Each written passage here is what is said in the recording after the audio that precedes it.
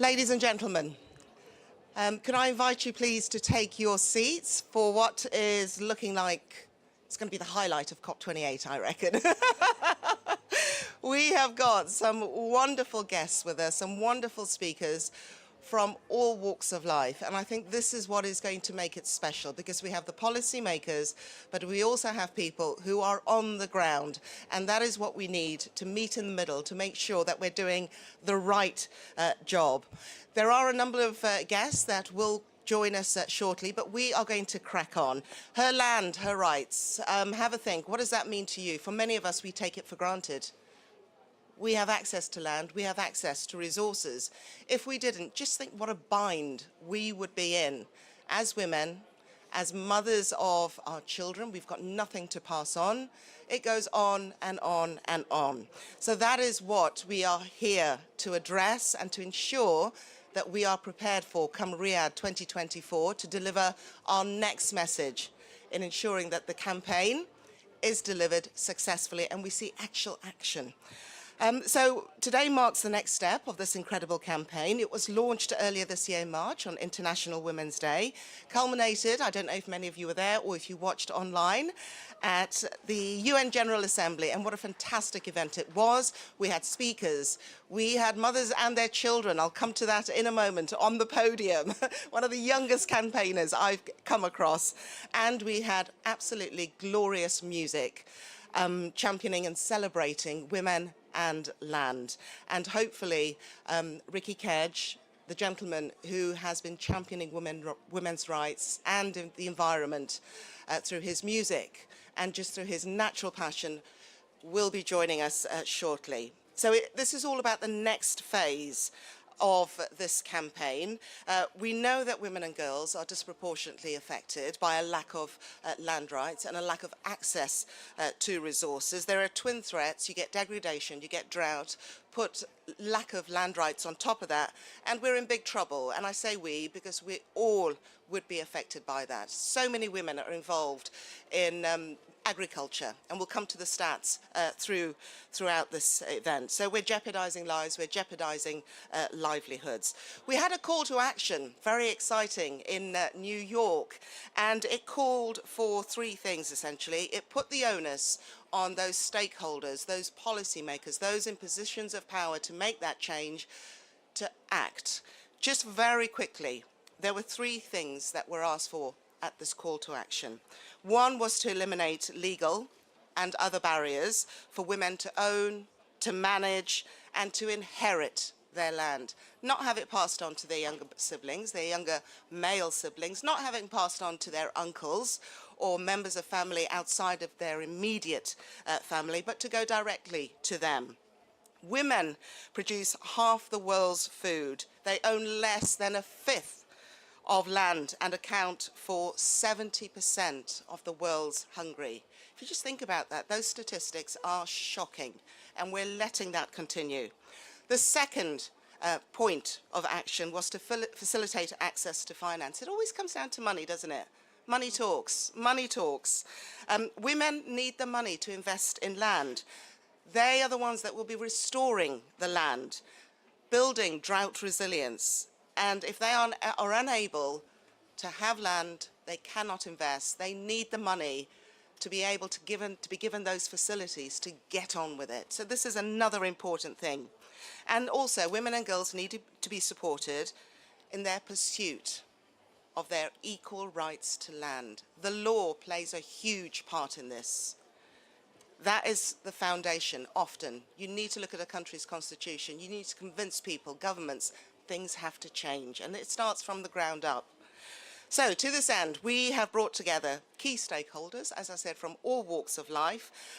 They hopefully have heeded the call that was made in June. We will be hearing what they have done since then and what they plan to do in the next 12 months. We need concrete commitments in order to advance women's land rights.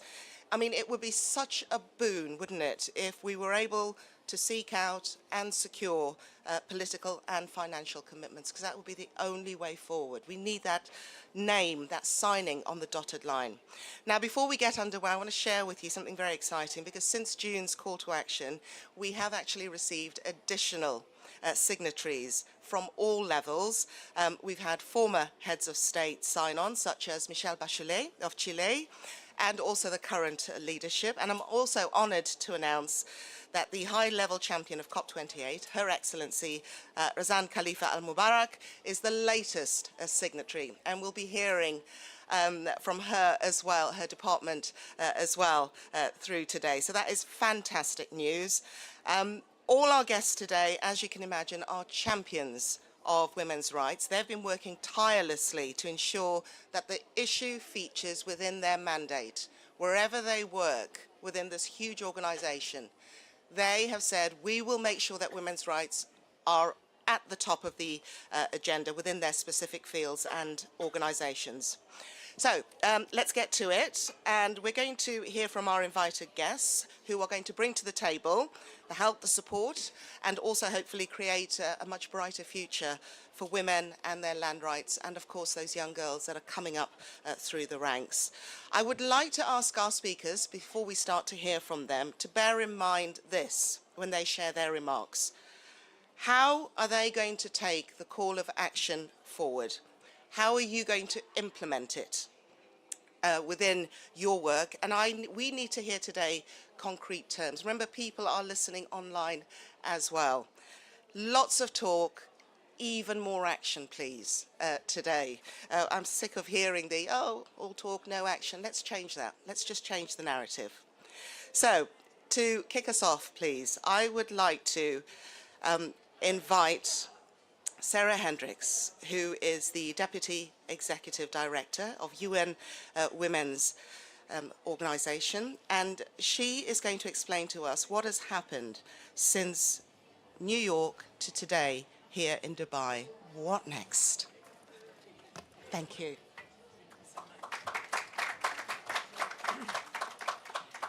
What a wonderful, energizing way to begin this event. Thank you so much for your voice and leadership. Her land, her rights, our climate. Excellencies, distinguished delegates, colleagues, friends, climate champions, realizing land rights for women is absolutely central to achieving gender equality, to advancing women's economic empowerment, and to building resilience to climate change. It's also an integral part of the 2030 SDG agenda, and it provides a through line to the interconnected goals of the 3 Rio Conventions. A very important point. Women's secure access to land and resources supports their independence. It supports their, I should say our, autonomy. It surprisingly provides for them in many, many ways the resources that are needed for daily living. It provides food for their families, communities, their households. It allows them to be resilient in the face of increasing and accelerating climate and environmental disasters and crises. So those are all the good things that land rights do for women and for girls. And yet, what we see is that there are prevailing gender inequalities and discrimination that continue to undermine women's exercise of their rights to land. And this does not just violate the rights of women, it puts actually at risk our climate resilience.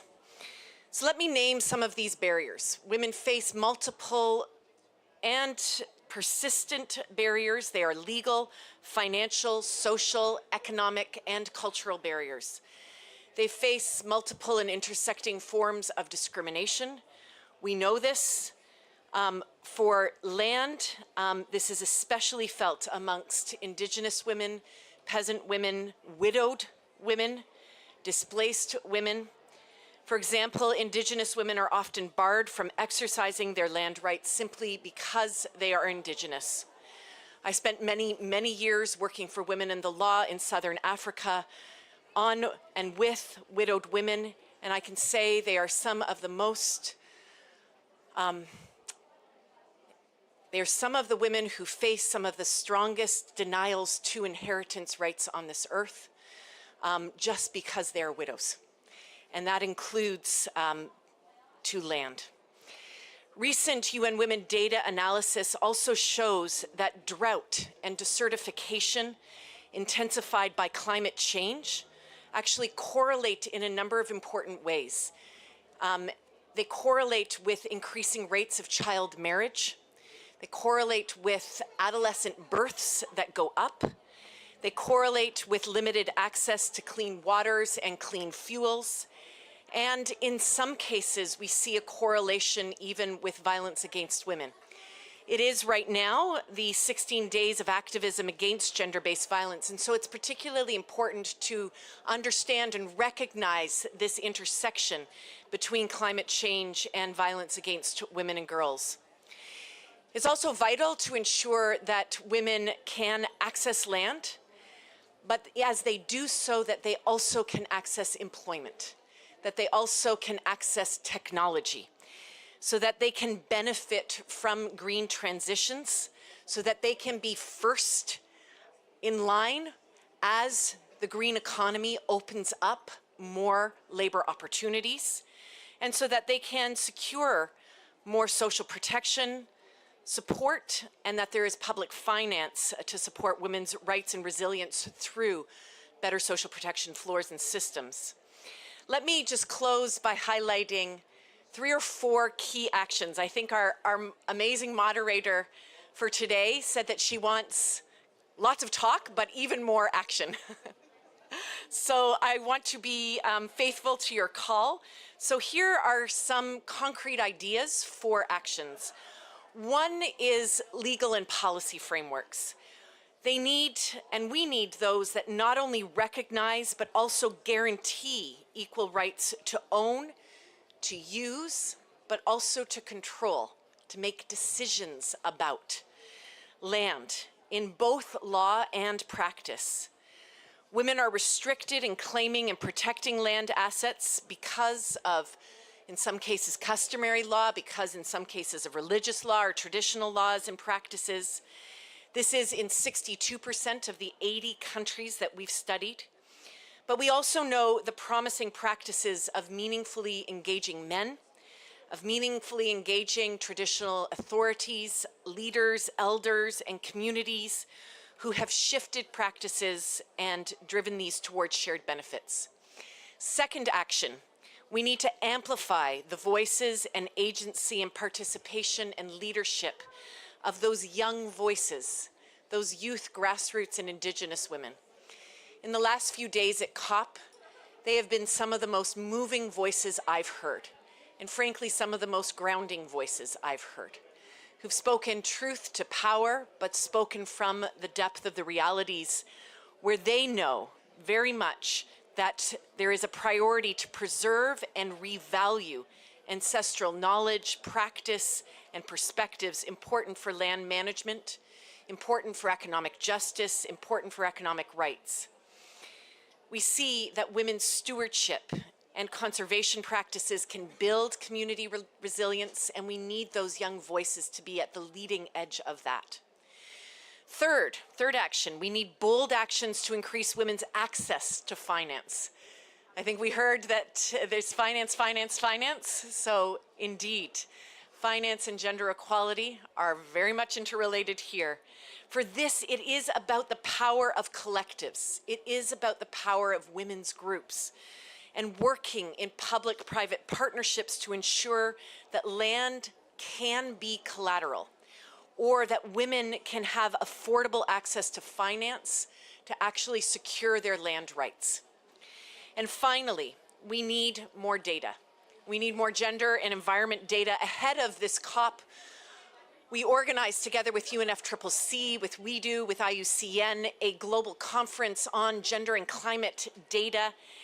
It was an amazing 2 days here in Dubai, and there's a call to action to drive investments to enhance the production, the use, but also the uptake of an area that has had a paucity of data for too long on that intersection of gender and the environment.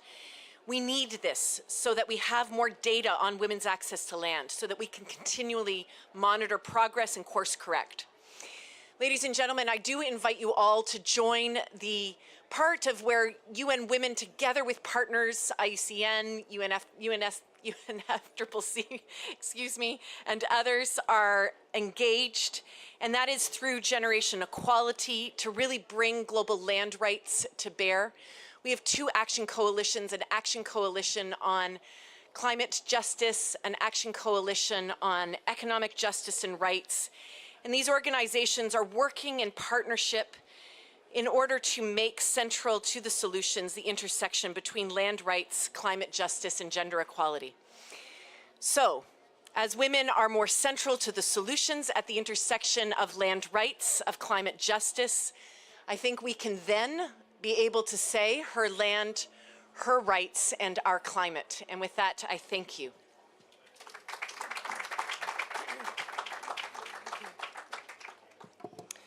Ms. Hendricks, thank you very much indeed. Our next speaker is the UNCCD Executive Secretary, Mr. Ibrahim Thiaw. And I just want to give you, I'm trying to give a lot of context and background because this matters.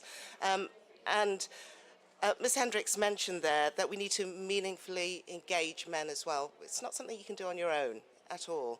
And we're going to be hearing from two men. One of them is Mr. Thiaw. And Mr. Thiaw actually worked for the Ministry of Rural Development in Mauritania. And he would be sensitive to the rights, particularly of women in agriculture, in the rural sector. And it was under the leadership of Mr. Thiaw and the UNCCD that has led the charge of Her Land, Her Rights. Mr. Thiaw.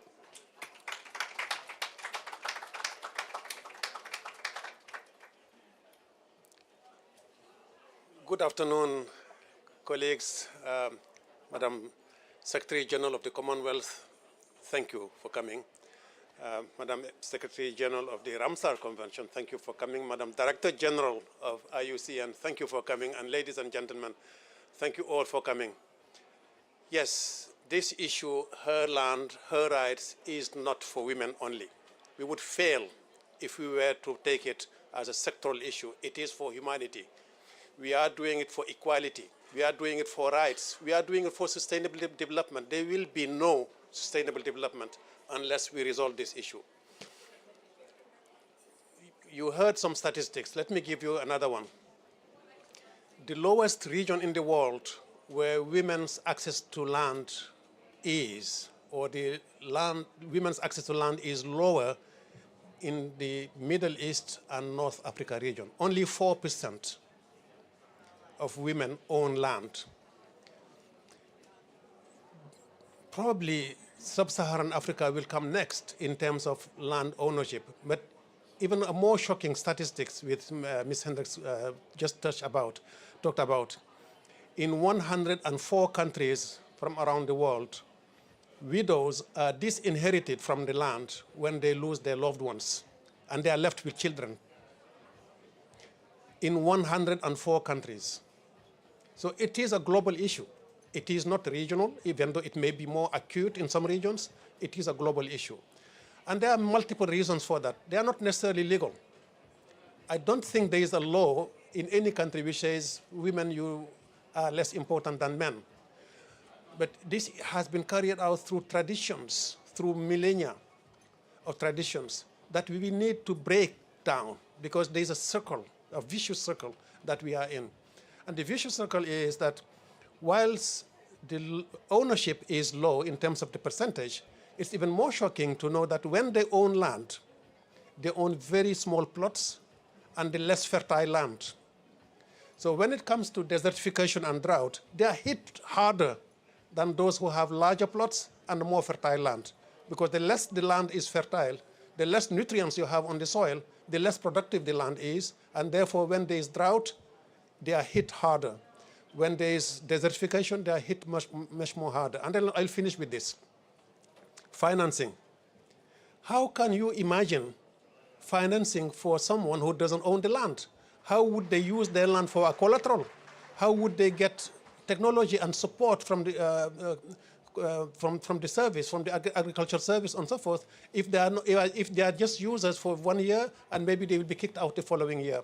So land ownership is the basis, is the foundation for access to finances, because who would provide them with the loan if they don't own land? So I think it is a very complex issue that needs to be addressed through policy, that needs to be addressed through advocacy. It will not be given. It will have to be changed. It will have to be grabbed by some people. And for sure, not only I'm from rural development ministry, but I'm from a very small village. I was born in a very small village, and I know what it does to women, and what it does to the community as a whole if they don't own the land, if they don't have access to land. They are kicked out, and this has severe consequences on their children, because when a woman owns income from the family, from their land, it's the whole family that benefits. Often when a man gets richer, they get a second wife. I'm sorry to say, but that is a reality that I'm seeing. I lived through that. So it is very important to actually resolve this issue because it is for humanity as a whole. Thank you.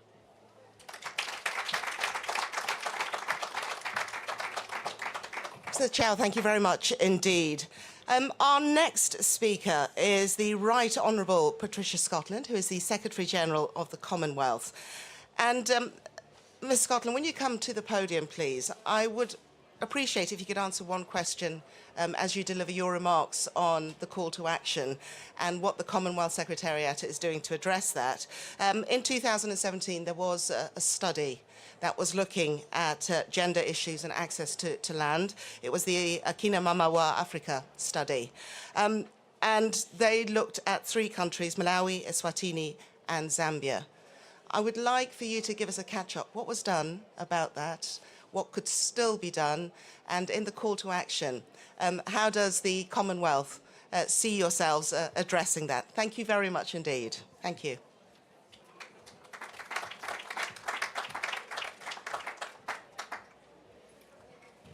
So, ladies and gentlemen, excellencies, distinguished guests, my dear brother, because I should tell you that I have my mother and father have 7 sons, but I have 8 brothers, and one of them sitting over there. This is an issue which I've been committed to my whole life. You should know that I am the first woman to be the Secretary-General of the Commonwealth. I'm the 6th. And when I came into office, I was absolutely committed to make sure that we had gender equality. Because I understood that if you look at the empirical data, our world was not going to survive, we were not going to meet our sustainable development goals, we were not going to deliver on the Paris agenda unless we had equality for women. Because if we are reliant on only 50% of the population, we're never going to meet our goals, and we're never going to be as wealthy as we could and should be if we were reliant on 100% of our country's capacity and intelligence. So, her land, her rights, our climate was fundamental to me as Secretary-General from the first day I took up office. In the first 100 days of my office, I made it absolutely clear that women's equality was not going to be something I'd talk about.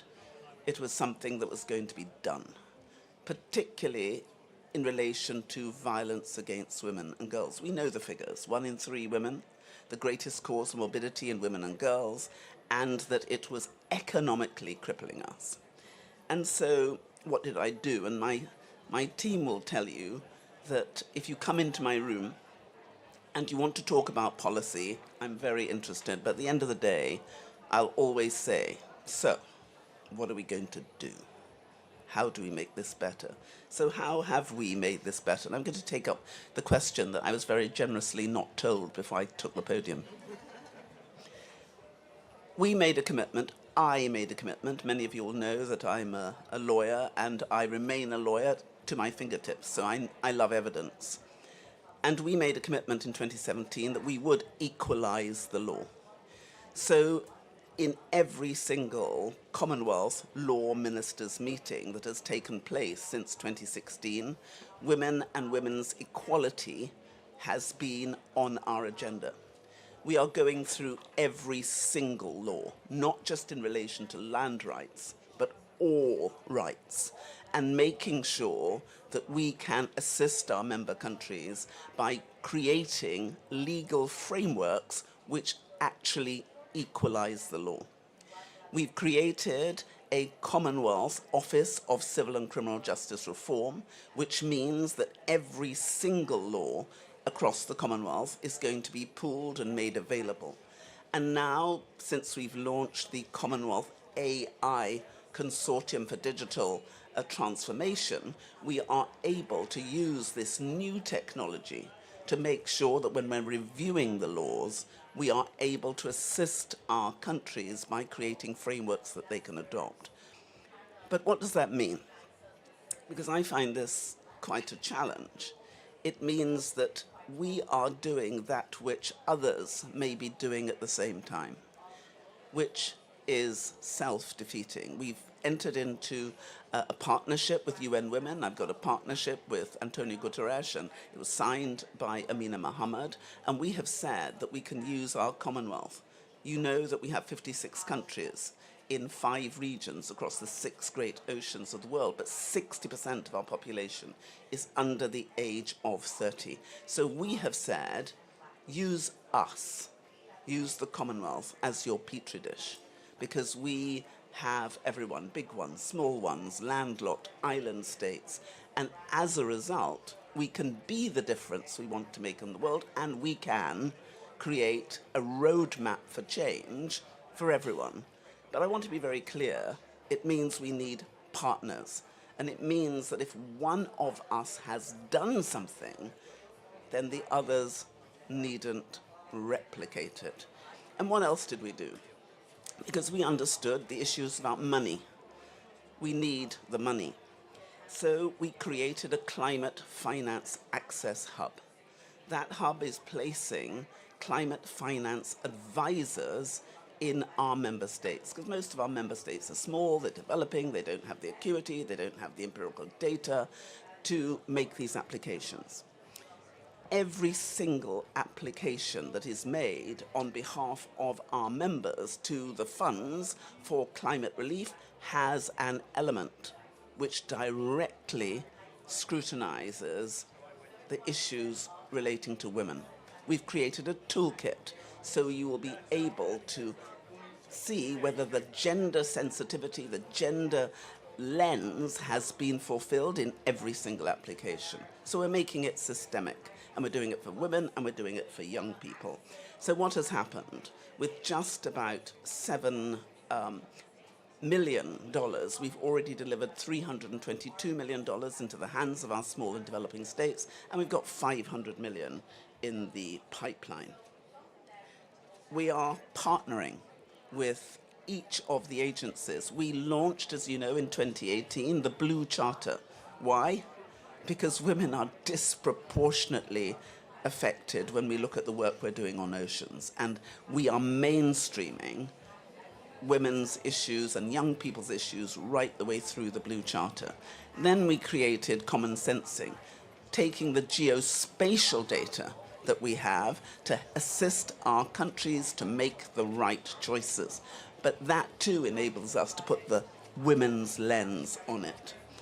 The next thing we're doing with my dear brother in the front row, and don't you think he looks fantastic surrounded by so many beautiful women, is we came up with the Living Lands Charter because, frankly, we're tired of making commitments and seeing them not honored. So with the 3 UN conventions who are supporting us, we came up with the Commonwealth Living Lands Charter, which is set to implement all the commitments that we made in the 3 Rio conventions. And we've created action plans. And we're asking all of you to join us in that work. But women are going to be the core, because her land, her rights, our climate is core to that. And we have to make sure that everything we do on living lands is equal and we deliver for our people, which means delivering for our women. But we're creating data, because without the data, we will not be able to make informed choices. And those choices have to be empirically based. Our Women Affairs ministers met last in August, and I'd invite all of you to look at the communiqué, because we have absolutely committed ourselves to delivering on all these issues. And we will. We will. If you look at the opportunities we have, let me say this. Nothing is going to change unless we make it change. There's no point in you looking to your left and to your right and saying someone has to do this. That someone is you, wherever you are. And you have to start on this journey, because without the partnership, without the commitment, it will not be done. And the other thing I want to say to you is you can do this. It's a question of choice. When I started on this journey in terms of women, its quality, it was because I was an incredibly fortunate child. I was one of my parents' 12 only children. I was their 10th only child, because they said they only had one of each of us. There were 7 boys and 5 girls, and both of my parents were feminists. And my father was probably the greatest feminist I've ever met. He was born in 1912, and I didn't understand how extraordinary it was that he saw us through the same lens. And he said this to my mother. And I tell you, my 7 brothers adored my father. 6'4", broad-shouldered. He had the brain the size of a planet, charming, attractive, funny. I thought that was normal for men.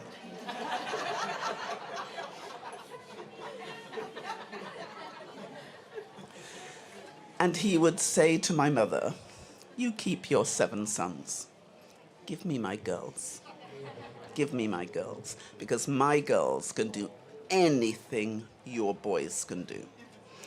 And then when she wasn't looking, he'd say to us, "Only better."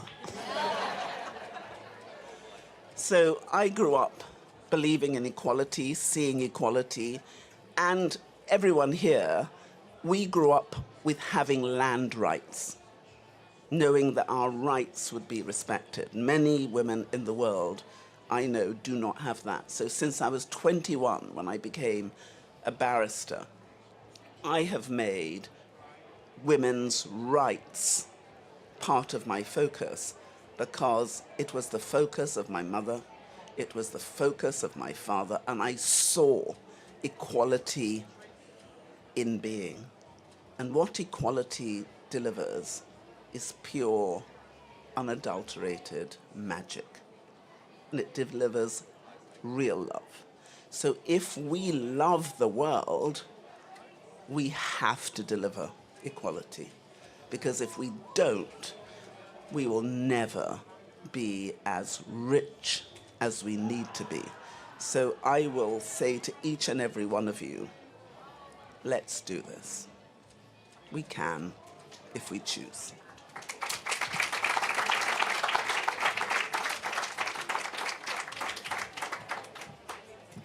Baroness Scotland, thank you very much indeed. And Baroness Scotland there mentioned the importance of partners. So, so important. So it's my great pleasure to introduce one of those partners who does not work officially at the UN, but boy is she doing her part in her own special, special way. She's on the ground. She is living it, she's experiencing it. Hailing from Mali, Ina Moja is quite simply a trailblazer.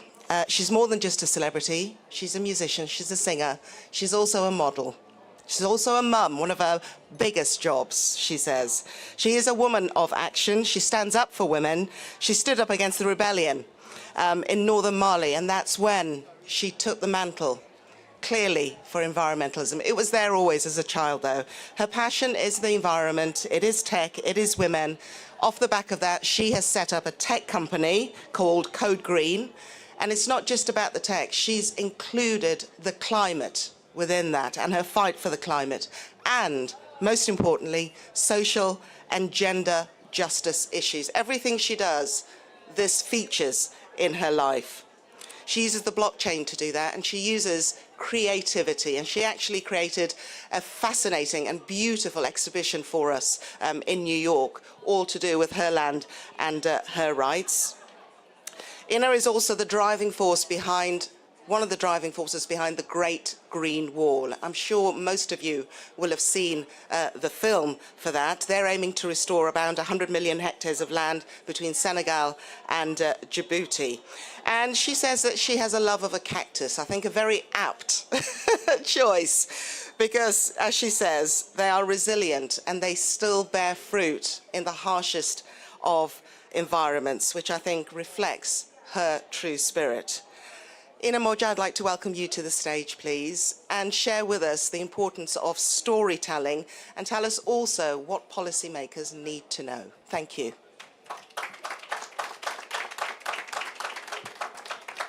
Ladies and gentlemen, thank you so much. Thank you, Lukwesa, for this amazing introduction. I tend to forget everything that I do because I'm always in the moment, and I'm very grateful to be here today to talk about the different things that I have been collaborating on with UNCCD, and I'm very grateful to be now a Goodwill Ambassador for UNCCD. So I started my journey. I grew up in Mali. I'm a daughter of the Sahel, and both my parents were as well feminists.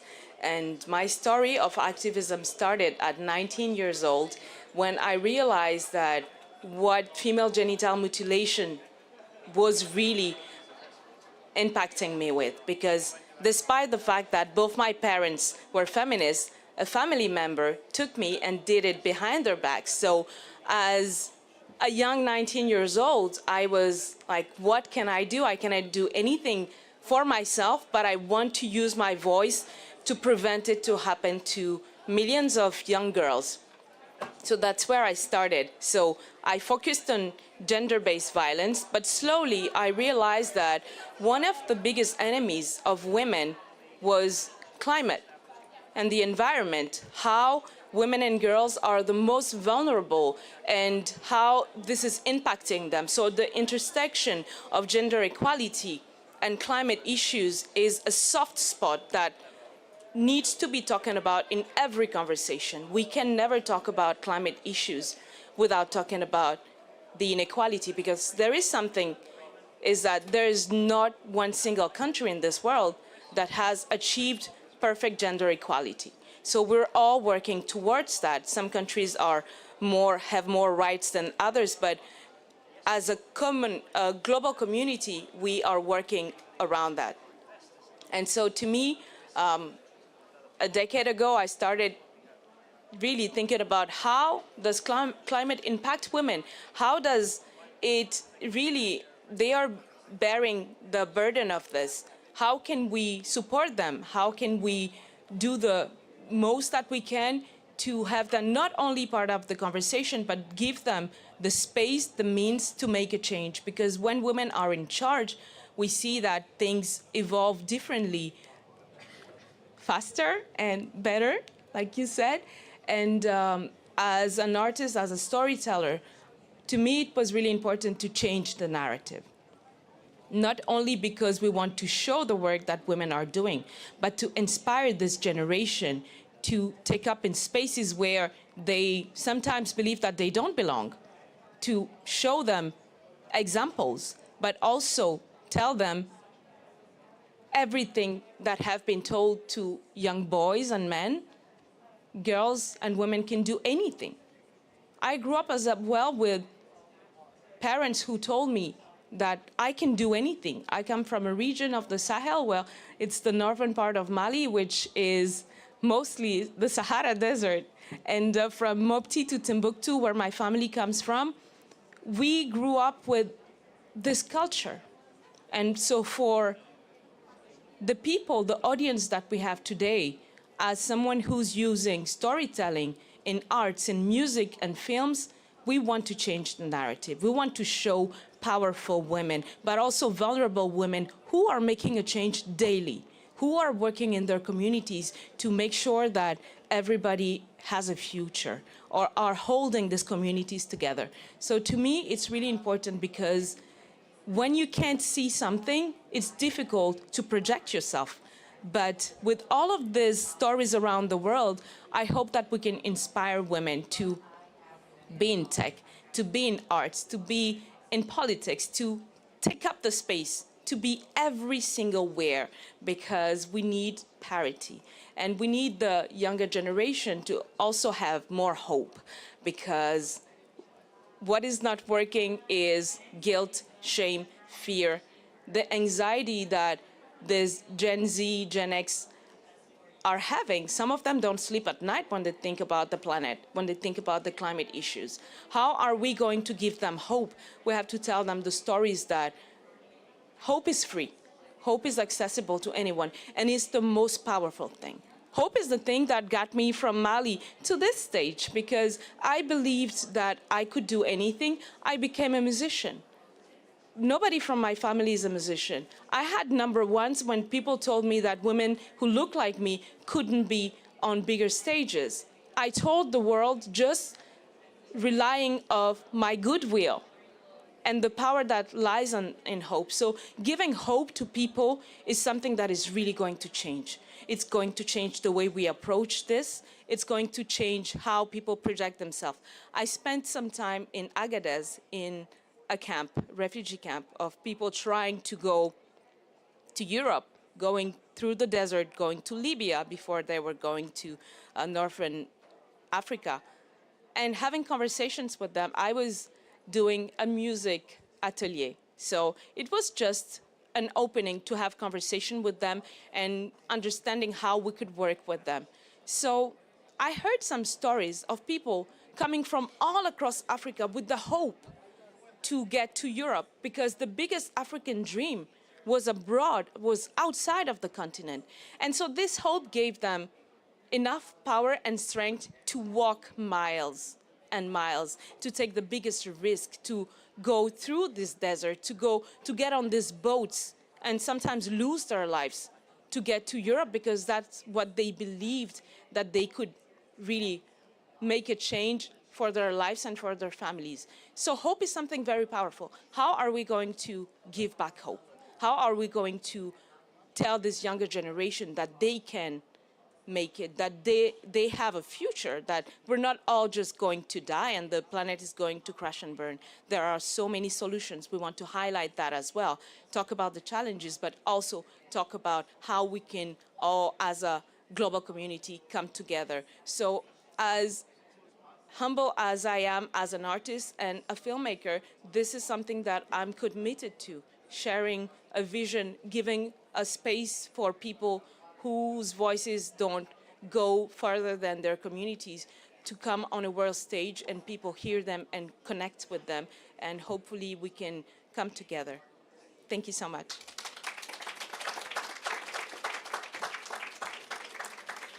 UNCCD Goodwill Ambassador Ina Modja, thank you very much indeed. In a moment, we'll also be hearing very quickly from another UNCCD Goodwill Ambassador, Ricky Kedge. First off, though, I would like to introduce a message from Her Excellency Taha Halonen, who is the former president of Finland and also a UNCCD land ambassador. Unfortunately, she can't be with us today because Finland are going to be celebrating their National Day. But she took out time to ensure that she passed on her remarks, because Her Excellency does phenomenal work. She continues to engage women leaders right around the world, and she's actually engaged the Council of Women, which is made up of former heads of state to rally around this cause. And also in the room with us, representing the Finnish Ministry of Affairs, just to say hello and welcome, is the Deputy Director General of the Department of Development Policy, Jaha Savolainen. I just hope I've said that correctly. If we could just play the video, please. The twin threats of drought and desertification, intensified by climate change, have reduced the amount of the usable land. These threats also jeopardize livelihoods and food production. When the land becomes degraded and water is scarce, women and girls are often the worst affected. Today, nearly half of the global agricultural workforce is female. Yet less than 1 in 5 landholders worldwide are women. Most countries explicitly recognize women's rights to own, manage, inherit and use land. Yet in more than 100 countries, women are limited in claiming and protecting land assets. This is due to customary, religious or traditional laws and practices. When women's full and equal rights and participation in decision-making are ensured, they become crucial, powerful actors in protecting and restoring the land. If women had equal rights to land, it is estimated that agricultural production in the poorest regions would increase by up to 4%. Malnourishment would decline by 12 to 17%. I very much look forward to working with you all on the global campaign, Her Land, to recognize leadership and efforts in sustainable land management by women and girls. Let us mobilize global support to secure land rights for women around the world for the benefit of people and planet. Thank you. That's Her Excellency Taha Halonen. To speak now, I would like to introduce Jennifer Austin, and she is speaking on behalf of Her Excellency Razan Al Mubarak, who is the UAE COP28 high-level champion and also the IUCN president. So please welcome Jennifer Austin, who is the Director of Strategy and Policy at the Climate Champions team. Thank you.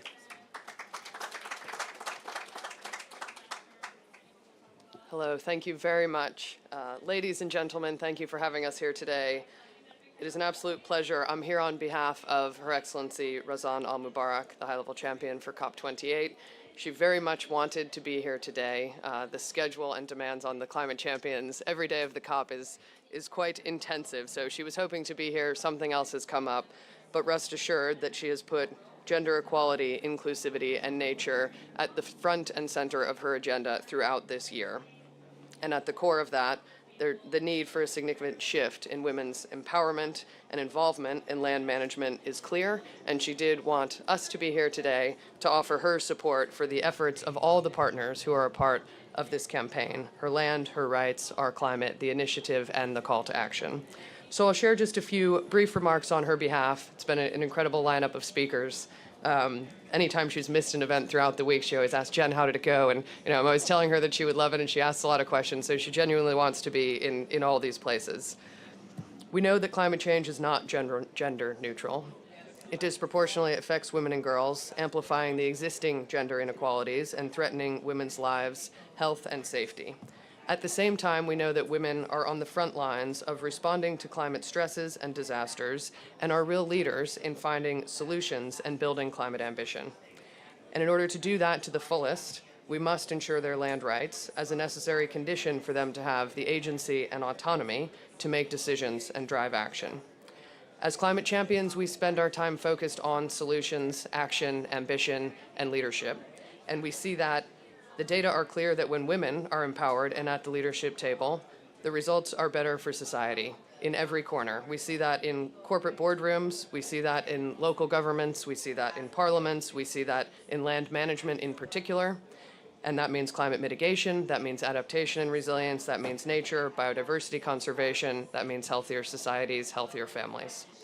Climate Champions have a number of campaigns that we work on. We've got the Race to Zero, we've got the Race to the Resilience, we're working on the Sharm el-Sheikh Adaptation Agenda. Nature is critical to all of those, and women's leadership is so core and important. And again, if they don't have rights and autonomy, it's much harder for them to play that role. Frankly, it's quite impressive the role they're able to play, given all the limitations that we know are out there. We know the studies are there, and so I won't go through too many stats because some of what we, had the room has already talked about. But we know that when you're involving women in land restoration, it greatly enhances the sustainability of these initiatives. We know that women play a pivotal role in agriculture. They're up to 43% of the agricultural workforce in many developing countries, often underappreciated, and meaning that empowering them in terms of land management and agricultural management can have a direct impact on food security. We see studies that say that could increase agricultural productivity itself up to 30%, raising 100 million people out of poverty. We've seen that when women are involved in community-based forest management, deforestation goes down 50%. It's about empowering and including women at the table and in these solutions, and the results are unequivocal. So the question at the beginning was, what is it that we're doing on these efforts? What is it that we're going to be able to do to take forward this campaign? And what I wanted to do was talk a little bit about what we've actually been doing this year to put inclusivity and gender at the heart of COP28 and try to use COP28 for a springboard. It presents a real opportunity to advance gender equality through climate action. We've seen throughout that it requires a few things: definitely better data and gender disaggregated data, better finance and direct access to finance for women, and clear and protected land rights. At COP itself, there's a few things. Today is Finance Day. It's also Gender Equality Day. So it's a pleasure to be having that conversation today. It was important to put those two together. Sometimes those days are seen as separate, or Finance Day is a big, powerful day and everyone's here, and it was important to put those two together and make sure that women were at the table and in the center of the conversation on Finance Day.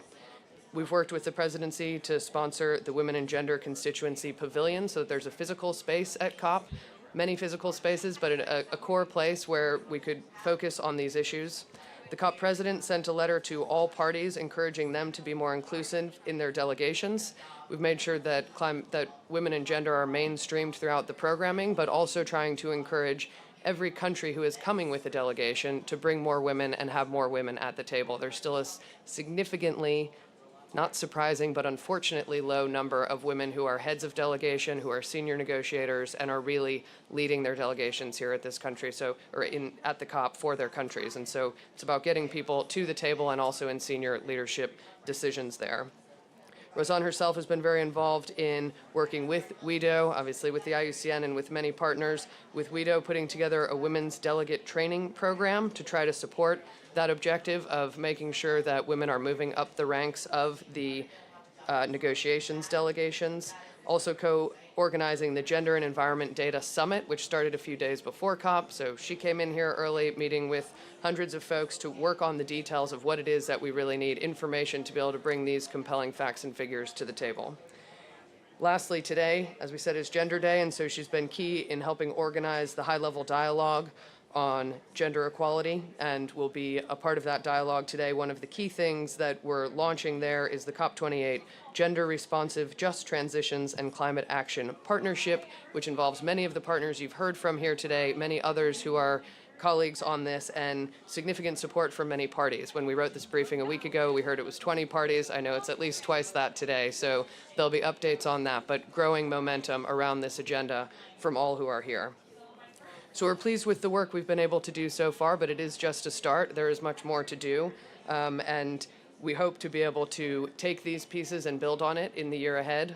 Her Excellency Razan will continue to commit herself to this agenda, and a piece of that was to be able to support this campaign here today, to offer her voice. The other work of Champions is to amplify the very good stuff that we see out there and that is being led by so many partners around the world. And so she's committed to continuing to do that in support of this campaign and in support of all of your efforts. So with that, I will thank you all for that on her behalf. Thank you guys very much. Hopefully you'll have a chance, and that she'll have a chance to see many of you throughout the day and the remainder of the COP here.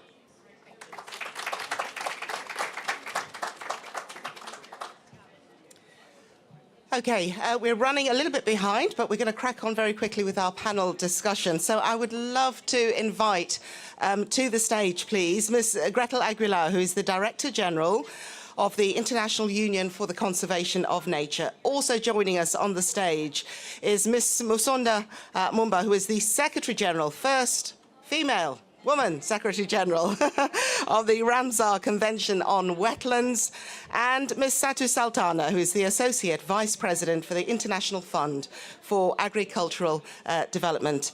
Welcome to you all. Thank you very much. Ms. Aguilar, I'd like to start off with you. Back in June, there was an article on your website, your own call to action, and that was land rights for her now. But is the law ready? Thank you very much. Let me start by saying that this event is very special for me. I come from a family of strong women. I was raised by strong women. And I was the first to go to university in my family. So when I come to these events, I feel, first of all, a lot of respect for the many women that surround me, but also a lot of responsibility, because not many of us have the opportunity to have the right to land, to have the right to education. And so being one of them, I think that I have a special call, and this is probably one of the most important events that I'm attending, Ibrahim, at COP. So IUCN. In IUCN, we have been working with gender equity and gender policies for a long time, since 1987.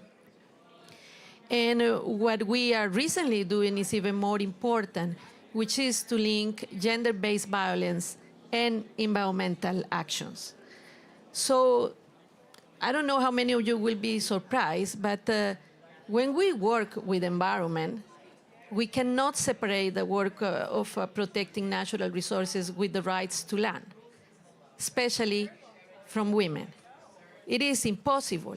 You cannot go to the community and say, let's conserve nature, and then forget about the rights of the land. It's just not possible. It's not going to work.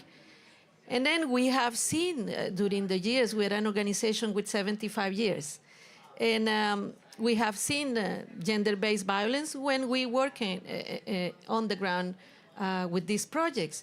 So we have created now a Center for Action, a Hub for Action for gender-based violence and environmental linkages. And we are putting together the data, the information on the cases, but also bringing solutions. Okay. Solutions are important. And among those solutions is the legal right to land. Not just the speech, but actually I am a lawyer too, so just the legal rights to land. And we are working, for example, in Tanzania with the communities for women to have the legal right to land so that then we can protect nature. Okay. Thank you very much, Ms. Aguilar. Thank you very much. Ms. Musonda Mumba, you are the first Secretary General of Ramsar. You have a passion for wetlands. You're also a huge champion for women's rights. You have 8 golden rules on gender equity within Ramsar. Where do land rights fit in that? Thank you so much, Lukwesa. Really honored to be here, and thank you so much for the invite, Ibrahim. Wetlands, water, life, these are the spaces that we all depend on. And I've been so honored just in this very long esplanade of walking yesterday. I bumped into this woman who somehow recognized me and said, oh my God, you're the Secretary General of the Convention, a woman from Ecuador, and an indigenous woman. Now, for those of you that may not be aware, Yusun, which is one of our Ramsar sites where indigenous women stopped the setting up of a fossil fuel place. Oil rigs. Now, when women do that, they're risking their lives. Your life is at risk. These women, the women that we see in this picture, a Maasai woman, most of the time the spaces are arid. And as Ibrahim rightly pointed out, the land that they have access to, tiny, tiny.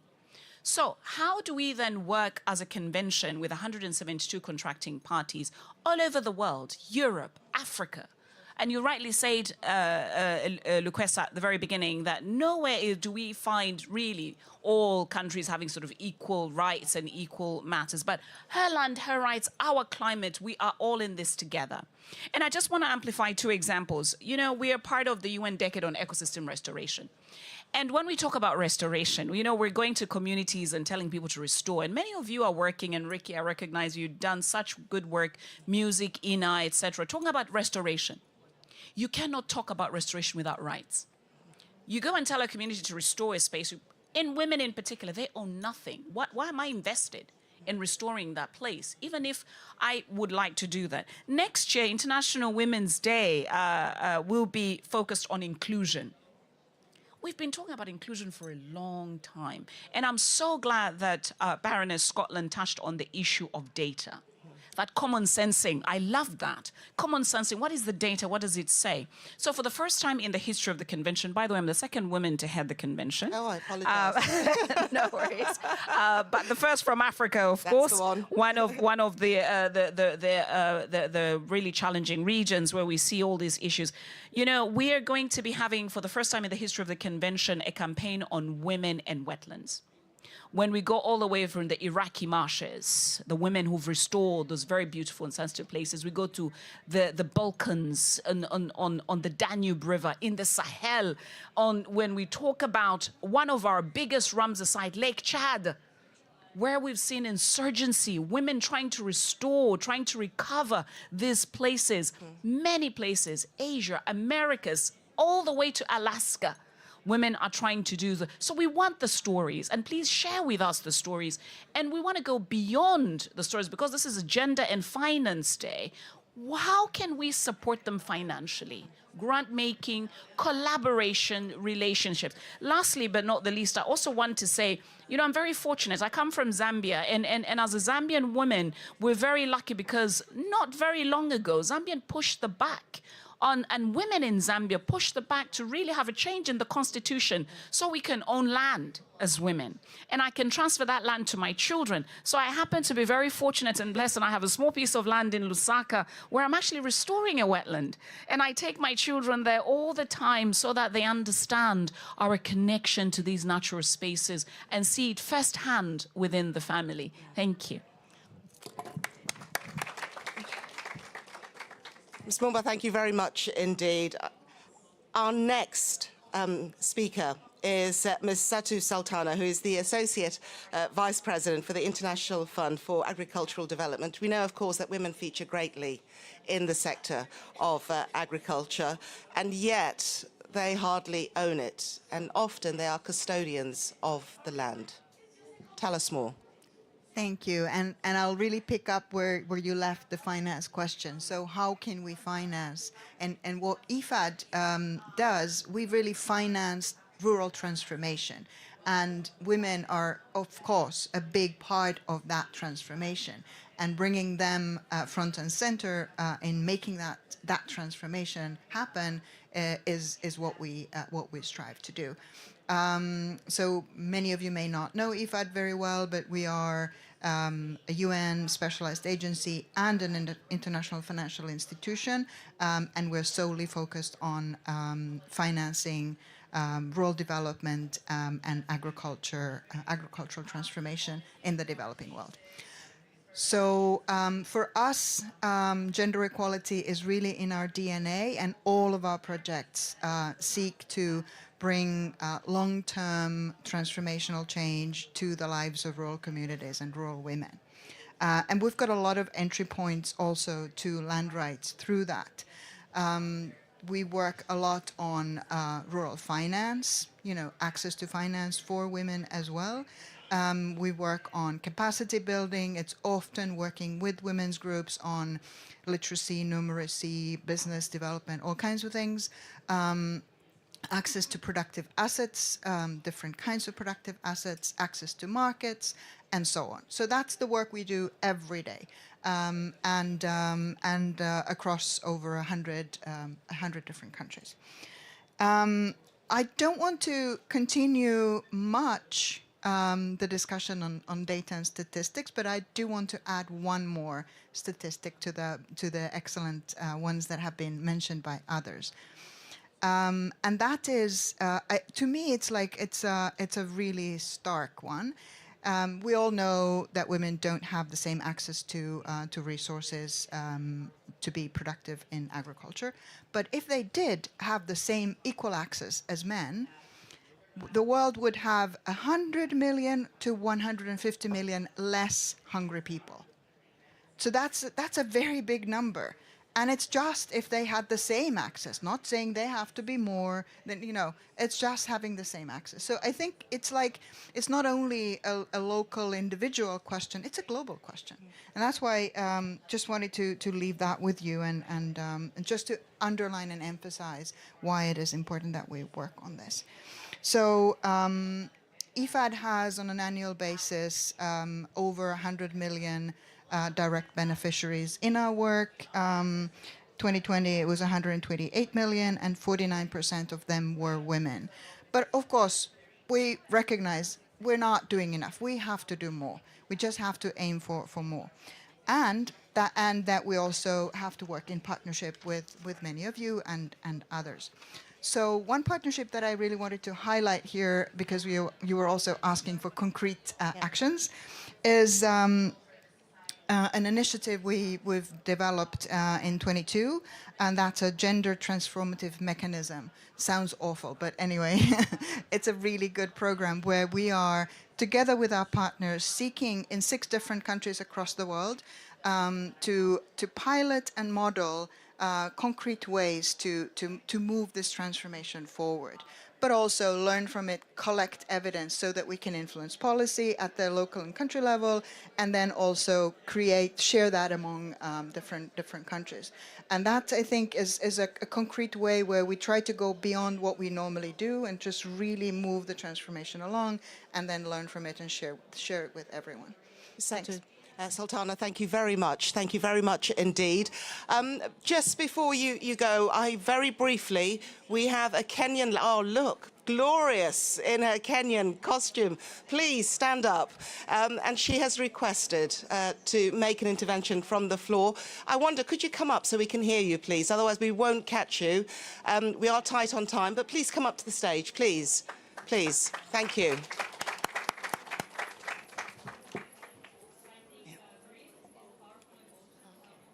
Your name, please?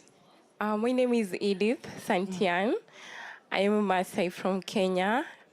And the Maasai are indigenous people who are still coexisting with the wildlife and without interfering with the environment, because we actually an environment-friendly community. And so I'm so privileged to be here. I'm actually leading a women-led organization known as Nalala Tree Foundation, which actually means White Tree Foundation.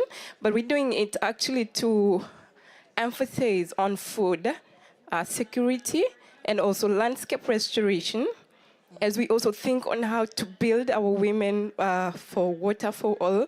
And I've just had my colleagues speak it so nicely together with the rest of the panelists here. That actually women suffer the most during the impacts of climate change, and especially during droughts. Women walk for longer distances in search of water, which is not even guaranteed. And actually they're exposed so much to attempts of rape. It is actually wildlife attack, you can imagine, and things like hyena and elephants and lions are all over in Maasai land. And so you can imagine the risk they take, and they're not guaranteed that I want to get the water. So they can come home without water and without food. So it's very sad, but we're suffering as a world. It's not only the Maasai community. It's only that we feel it so much because we're not considered for the loss and damage. So we're here to actually put our voices together. And my friend Mana from Kenya, she's behind. Yeah, she is a Somali, but working so closely with us from Kajiado County to help our Maasai women through storytelling. And also, she's running an organization known as SASAL. So we partner together. the Resources and Nalala Tree Foundation, so we can bring the voices of the women and the young babies who suffer malnutrition, and especially like between the years of 2021, 2021 and 2023, we've lost like 4.5 livestock. And remember, the Maasai is a pastoralist, so you can imagine the loss, the damage. They're not compensated, nobody speaks about it. And we're lucky enough, we got a chance to come to COP28. You guys are here to listen to us. You can partner with us. We can build the world. We can change the stories. We can change the narrative. Thank you. Edith, thank you very much. Thank you for sharing your story. And to our panel, Ms. Musunda Momba, who is the Secretary General of Ramsar Convention on Wetlands, Ms. Satu Sultana, Associate Vice President for the International Fund for Agricultural Development, and of course, Ms. Gretel Aguilar, the Director General for the International Union for Conservation of Nature. Thank you. Thank you. And please, I know a lot of you have got a appointment to follow. Before we finish, please, I would like to invite a very special other partner that I mentioned. And he is also a UNCCD Goodwill Ambassador. Like Ina Moja, they have worked closely together using their skills, their profession to carry the message of climate change. Ricky Kerj he's won over 100 awards. So I reckon that kind of sets the scene. He's a 3-time Grammy Award winner, and he's going to be hosting a concert, a climate concert on Wednesday. I hope you're all going to come. I really do, because also is going to be his partner on the album that won the Grammys, and that is the legendary rock and roll drummer from The Police, Stuart Copeland. So it's a fantastic concert that they have very kindly put on for us. And just very quickly to give you his credentials, his environmental credentials, he dumped his dentistry course because he says, no, I want to do music, and he always loved the environment. He used to scare his mother witless, rescuing all these creepy crawlies, bringing them into the house. He took himself off to the Kiribati sinking islands to spend some time and experience what they were living, and made a document of that. And if you want to get on Ricky's side, very quickly, he was at an event at the Silicon Valley in the United States. He disappeared, all the high-end delegates. He was to be found sitting on the floor with the most important guests, in his opinion, and those were the school children, deep in conversation, enjoying his other great love in life, and that would be eating pizza. Pizza. So, Ricky, please, very quickly, come and tell us about the concert.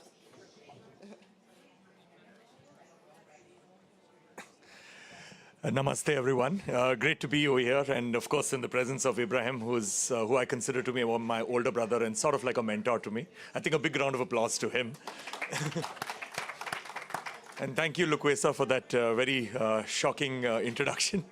I like that thing which you have over here. And another thing about Lukwesa is that yesterday she burnt her dress because she walked very close to a candle and somebody had to throw water on her dress. So you can check it out on our social media, it's all over there.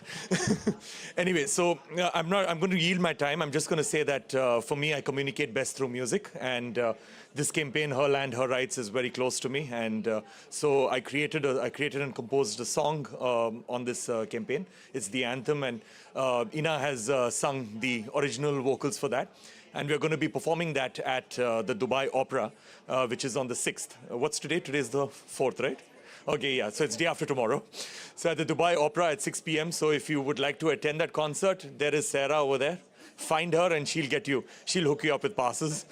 So we're going to be performing that and a whole lot of other songs about land and about climate. So with a full orchestra, it'll be fun. So I hope to see you over there. Thank you so much. Ladies and gentlemen, that is it. Thank you very much indeed. And Ricky said we hope to see you on Wednesday. Thank you. Thank you.